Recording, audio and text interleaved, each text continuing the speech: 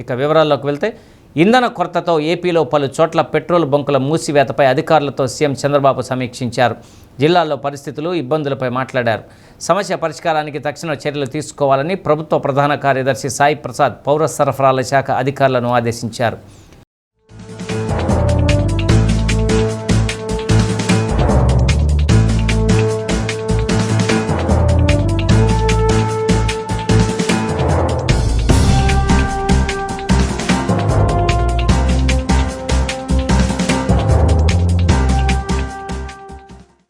జిల్లా కలెక్టర్లతో సమన్వయం చేసుకుని ప్రజలకు ఇబ్బంది రాకుండా చూడాలన్నారు. బంకుల యజమానులతో మాట్లాడి సమస్యను పరిష్కరించాలని సీఎం సూచించారు. సీఎం ఆదేశాలతో ఉన్నతాధికారులు అప్రమత్తమయ్యారు. ఇంధన సరఫరాపై పెట్రోలియం డీలర్స్ అసోసియేషన్తో ఫోన్లో చర్చలు జరిపారు. తక్షణం స్టాక్ లేని బంకుల వివరాలు అందించాలని ఆదేశించారు. స్టాక్ సమస్య ఉంటే తక్షణం టోల్ ఫ్రీ నంబర్ 1967కు కాల్ చేయాలని పౌర సరఫరాల శాఖ కమిషనర్ కోరారు.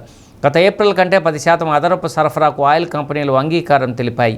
సీఎం ఆదేశాలతో పెట్రోల్ డీలర్ల నుండి ఏపీఎఫ్పిటి ప్రధాన కార్యదర్శి రావి గోపాలకృష్ణ వివరాలు సేకరిస్తున్నారు.